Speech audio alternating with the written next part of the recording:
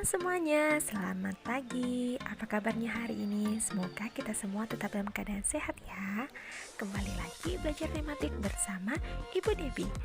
Hari ini kita akan belajar materi tema 6, subtema kedua, perubahan energi, pembelajaran yang ketiga.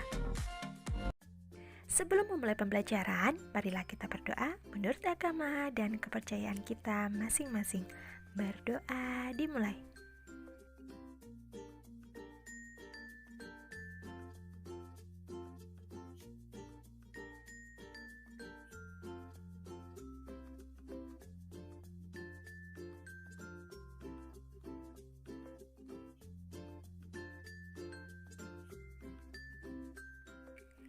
Berdoa selesai. Tujuan pembelajaran hari ini yang pertama, siswa bisa menemukan kosakata atau istilah yang terkait dengan perubahan energi dengan tepat. 2. Siswa dapat menceritakan kembali pokok-pokok informasi terkait perubahan energi menggunakan kosakata atau istilah yang telah dipelajari dengan tepat. 3. Siswa bisa mengidentifikasi gerakan kuat dan lemah kaki dalam suatu tarian. Selanjutnya, siswa dapat melakukan gerakan kuat dan lemah kaki dalam tari dengan tepat. Lalu siswa dapat mengidentifikasi jenis-jenis satuan waktu dalam kehidupan sehari-hari. Dan yang terakhir, siswa bisa menentukan satuan waktu tertentu dengan tepat. Minggu lalu, siswa kelas 3 berkunjung ke Waduk Jatiluhur. Waduk tersebut terletak di Purwakarta, Jawa Barat. Murid-murid senang sekali. Hari ini mereka masih membicarakan kegiatan tersebut. Berikut ini percakapan mereka. Selamat pagi teman-teman, sapa Siti kepada teman-temannya. Selamat pagi juga Siti, sahut teman-teman Siti. Bagaimana kabar kamu Siti? Apakah kamu sudah sembuh? Sudah, terima kasih doanya ya teman-teman, jawab Siti. Oh ya, bagaimana kunjungan ke Waduk Jatiluhur kemarin? Menyenangkan tidak teman-teman? Sangat menyenangkan, banyak ilmu yang didapat, jawab Edo. Ilmu apa Do? Tanya Siti. Ternyata waduk itu dapat dijadikan pembangkit listrik, jelas Edo. Iya, makanya waduk Jatiluhur itu disebut sebagai waduk untuk PLTA, yaitu pembangkit listrik tenaga air, tambah Udin. Mengapa disebut pembangkit listrik tenaga air? Tanya Siti lagi. Karena energi listriknya berasal dari tenaga air. Bagaimana caranya energi air menjadi energi listrik? Siti semakin ingin tahu. Energi gerak air akan memutar alat yang disebut turbin. Lalu turbin menggerakkan generator listrik. Bergeraknya generator listrik inilah yang akan menghasilkan energi listrik, jelas Udin. Listrik yang dihasilkan kemudian disalurkan ke gardu-gardu listrik, Lani menambahkan. Nah, dari gardu-gardu itulah listrik disalurkan ke rumah-rumah atau kantor-kantor, Edo melengkapi. Oh, begitu ya. Terima kasih ceritanya ya teman-teman, ujar Siti kepada teman-temannya. Begitulah keseruan pembicaraan Siti dan teman-temannya. Dari pembicaraan mereka, kalian mendapatkan informasi tentang manfaat waduk sebagai pembangkit listrik. Selain sebagai pembangkit listrik, waduk juga digunakan untuk keperluan lainnya seperti irigasi atau pengairan sawah, perikanan, dan juga sebagai tempat wisata. Betapa besar manfaat waduk. Oleh karena itu, dapat dibayangkan apa yang akan terjadi jika waduk kering. Sawah-sawah akan kekeringan dan persediaan energi listrik menjadi berkurang. Sekarang, coba pikirkan, apa akibatnya jika tidak ada listrik? Apa pula akibatnya jika sawah kering?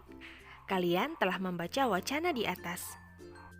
Nah, sekarang kita akan menjawab pertanyaan berdasarkan wacana di atas. Yang pertama, tuliskan 2 hal tentang Waduk Jatiluhur yang sudah diketahui.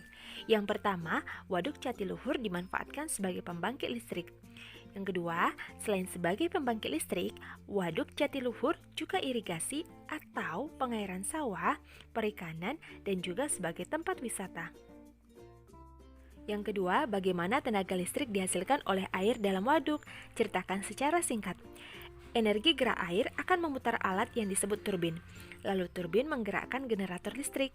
Bergeraknya generator inilah yang akan menghasilkan tenaga listrik. 3. Bagaimana listrik dari PLTA dapat sampai ke rumah-rumah? Listrik yang dari PLTA kemudian dialirkan ke gardu-gardu.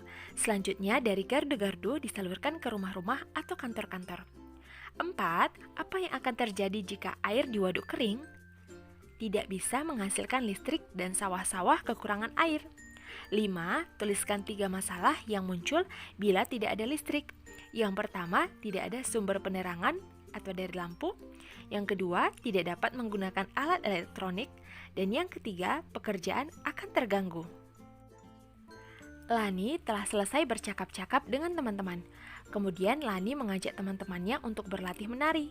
Kali ini mereka akan berlatih gerak kuat kaki pada tari. Jenis gerakannya hampir sama dengan gerakan sebelumnya. Iringan musiknya lebih cepat sehingga gerakan kaki harus lebih kuat. Lani meletakkan tangan di pinggang, kemudian kakinya diayunkan mengikuti irama musik yang cepat. Musiknya berirama cepat, kakinya harus diayunkan lebih kuat. Nah, ingat gerakan yang sudah dipelajari sebelumnya? Masih ingat ya pada pembelajaran yang pertama? Nah, di sini kamu bisa melihat gambar untuk gerakan yang pertama. Ini masih sama ya, sesuai dengan yang di pembelajaran 1. Kemudian berikut gambar untuk gerakan kedua.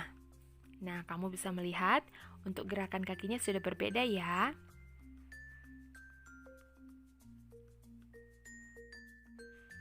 Dan yang terakhir ini adalah gambar untuk gerakan ketiga. Nah, di gerakan ketiga ini sudah ditambahkan tidak hanya gerakan kaki, tapi juga ada gerakan tangan. Semakin kuat gerakan pada tarian, semakin besar energi yang dibutuhkan. Bahkan seorang penari dapat mencucurkan keringat ketika menari, karena menari menguras energi. Selesai latihan menari, Lani dan teman-teman berlatih berhitung. Mereka akan menghitung kegiatan yang dilakukan di sekolah. Sebagai panduan digunakan jadwal pelajaran di sekolah. Guru meminta siswa bekerja secara berkelompok. Masing-masing kelompok menghitung lamanya kegiatan selama 1 hari. Sebelum siswa bekerja, guru menjelaskan cara menentukan lamanya suatu kegiatan. Misalnya 1. Pukul 05.00 Lani bangun tidur, kemudian mandi, berpakaian, dan menyiapkan perlengkapan sekolah. Kegiatan ini dilakukan sampai pukul 05.30. Lama kegiatan tersebut adalah, nah kita kurangkan ya, kegiatan selesainya itu 05.30, waktu dimulai kegiatan 05.00. Maka kita kurangkan ya dari yang sebelah kanan. Nah, 0 kurang 0, 0, 3 kurang 0, 3, kemudian 5 kurang 5, 0. Nah, ini ditulis 0, 0 ya, tidak ditulis juga tidak apa-apa. Jadi, lama waktu yang diperlukan adalah 30 menit. Yang kedua, ayah pergi bekerja pukul 07.30. Ayah pulang dari kantor dan sampai di rumah pukul 18.00 atau 18 tepat ya. Lama ayah bekerja dan waktu yang diperlukan dalam perjalanan adalah, nah kita kurangkan ya. Tadi ayah pulang dari kantor itu pukul 18.00, kurangkan 07.30 saat ayah pergi bekerja. Diambil 1 jam, diubah menjadi satuan menit. 1 jam sama dengan 60 menit. Jadi diubah menjadi 17.60 dikurang 07.30. Nah, kita kurangkan dari sebelah kanan. 0 kurang 0, 0, 6 kurang 3, 3, 17 kurang 7 itu adalah 10. Jadi ayah bekerja selama 10 jam 30 menit. Berikut ini adalah jadwal kegiatan harian Lani. Berdasarkan tabel berikut, tentukan lamanya masing-masing kegiatan. Nah, untuk yang kegiatan pertama sudah dibuat contohnya ya. Kegiatan mandi pagi, berpakaian, dan menyiapkan peralatan sekolah. Waktu yang diperlukan itu dimulai dari jam 5 sampai jam 5.30. Lamanya yaitu 30 menit. Nah, untuk kegiatan kedua, untuk kegiatan sarapan, waktunya adalah jam 5.30 sampai jam 6 tepat. Maka cara penyelesaiannya lamanya sama dengan waktu selesai dikurang waktu mulai. Waktu selesainya itu adalah jam 6 tepat atau 06.00. Nah, dikurangkan dengan waktu mulainya yaitu jam 5.30. Nah, kita kurangkan, berikut ada cara penyelesaian ke bawahnya ya. 06.00 dikurang 05.30. Nah, kita kurangkan dari sebelah kanan ya. 0 kurang 0, 0. 0 kurang 3, tidak bisa ya. Nah, maka dari itu kita harus pinjam ke sebelah kiri, meminjam 1 jam. Nah, ini beda dengan pengurangan bilangan biasa ya. Nah, kalau misalnya untuk satuan waktu kita harus meminjam 1 jam. Maka berubah ya, 06 maka berkurang menjadi 05. Kemudian untuk di sebelahnya ini, karena sudah dipinjam 1 jam, kita ubah menjadi 60 karena 60 menit itu sama dengan 1 jam. Sekarang langsung kita kurangkan. Kita kurangkan 0 kurang 0, 0, 6 kurang 3, 3, 5 kurang 5, 0. 0 kurang 0, 0. Maka lama waktu yang diperlukan atau yang digunakan yaitu 30 menit. Nah, yang kedua, untuk kegiatan perjalanan ke sekolah dimulai dari jam 6 lewat 10 menit sampai jam 6 lewat 30 menit. Maka kita kurangkan waktu selesainya dikurang waktu mulai. 6.30 dikurang 6.10. 0 kurang 0, 0. 3 kurang 1, 2. 6 kurang 6, 0. 0 kurang 0, 0. Maka waktu yang diperlukan atau yang digunakan yaitu selama 20 menit. Untuk kegiatan selanjutnya yaitu sampai di sekolah bermain dengan teman. Dimulai dari jam 6.30 sampai jam 6 lewat 55 menit. Maka kita buat penyelesaiannya, lamanya sama dengan waktu selesai dikurang waktu mulai. Waktu selesainya itu pukul 6.55 dikurang 06.30. Kita kurangkan ya. 5 kurang 05, 5 kurang 3, 2, 6 kurang 6, 0, 0 kurang 0, 0. Maka lamanya waktu yang digunakan adalah 25 menit. Kemudian belajar di sekolah. Dimulai dari jam 07.00 sampai jam 12.30.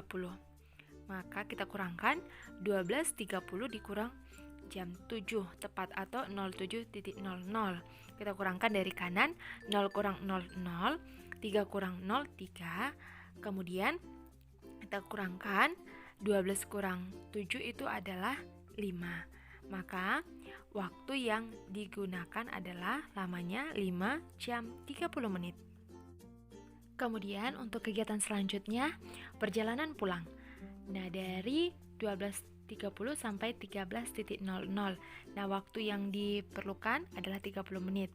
Kemudian untuk merapikan pakaian, ganti pakaian dan makan siang dimulai dari 13.00 sampai 13.30, maka waktu yang diperlukan adalah 30 menit. Lalu untuk istirahat siang dimulai dari 13.30 sampai 15.30, maka waktu atau lamanya waktu itu adalah 2 jam. Lalu kemudian untuk mandi sore dimulai dari 15.30 sampai 15.45, maka lamanya 15 menit. Lalu berangkat ke tempat kursus musik dimulai dari 15.45 sampai 16.00. Waktu yang diperlukan 15 menit. Kemudian kursus musik dimulai dari 16.00 sampai 17.30. Waktu atau lama yang waktunya yang digunakan 1 jam 30 menit.